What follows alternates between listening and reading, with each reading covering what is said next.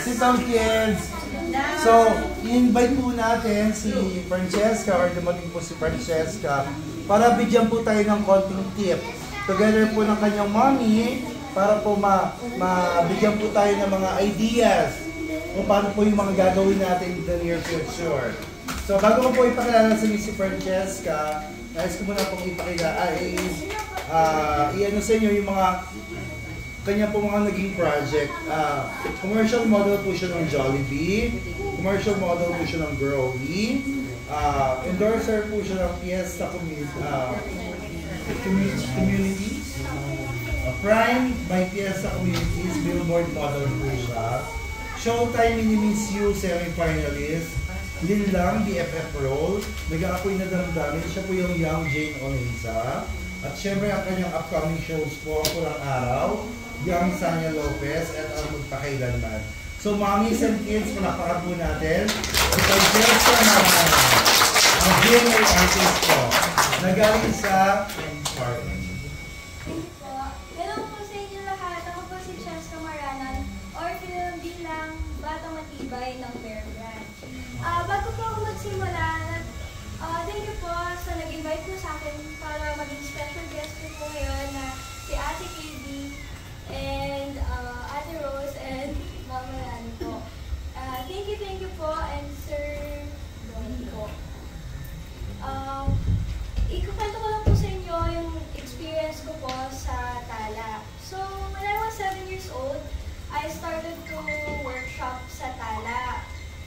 Hindi po ako ma-absent non-stop. Hindi po ako ma-absent ng workshop kasi gustong-gusto ko po talaga maging artista. Katulad po ng aking idol na si Ate Catherine Bernardo. And natawag po ako sa ABS to join Miss You. And luckily po, I won. Sobrang grateful po ako noon dahil nanalo po ako. At nabigyan na rin po ako ng projects ng Tala. Katulad po sa ABS and GMA na Tadhana and Starla.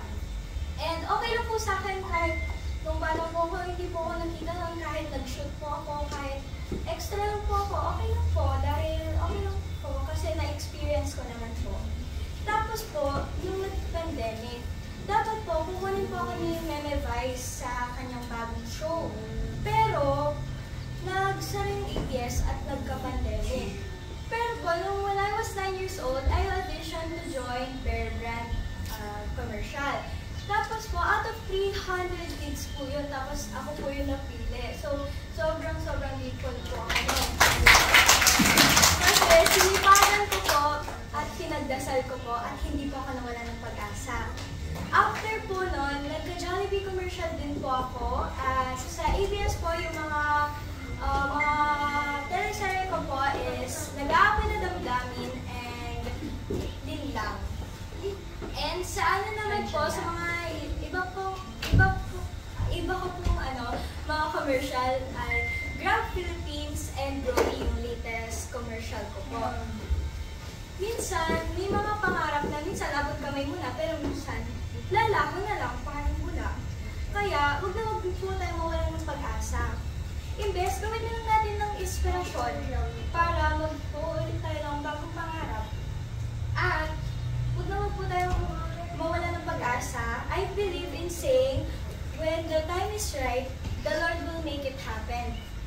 Kaya hindi po ako nawawala ng pag-asa. At, lagi po natin sasamahan ng dasal sa lahat po ng ginagawa po natin. Kaya, remember to put God first in everything you do. And pangalawa, mag-attend po tayo ng mga workshop katulad po nito sa Tala. And special thanks po muna kay Ate Katie dahil po nung bata po ako, sinusuportahan niya po ako. And lagi niya po ako sinusuportahan sa lahat po ng ginagawa ko. Kaya thank you, Ate Katie. Thank you po sa inyo lahat sa pagkinig po sa akin ngayon. So, thank you po. And bago ko po i-end yung speech ko, abangan niyo po ako sa upcoming teleserye ko po sa Pulang Araw. Kasama ko po si Ate Sanya Lopez, Kuya Alden, Kuya David Ticoco, and Ate Barbie Fortesa, and Kuya Dennis Trillo. And sa July 20, ano na po yun, 26 or 29. Sa magpakailanman naman po, sa July 11, ako po si Katrina Halili. So, thank you po. Thank you po.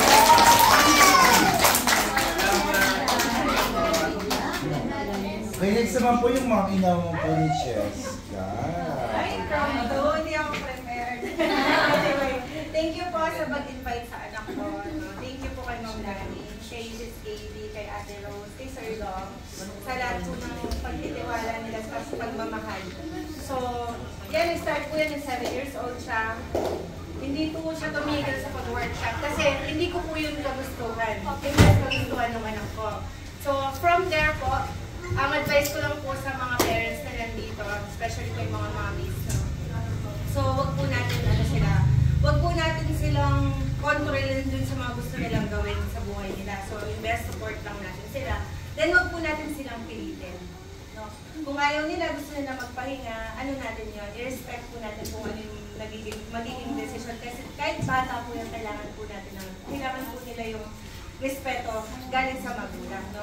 Tapos po, support lang po hanggang hindi po natin alam. Someday, di ba po, isa na silang Catherine Bernardo, Dennis Padilla, Dennis Padilla, Daniel Padilla. So, yan, ganyan po. No?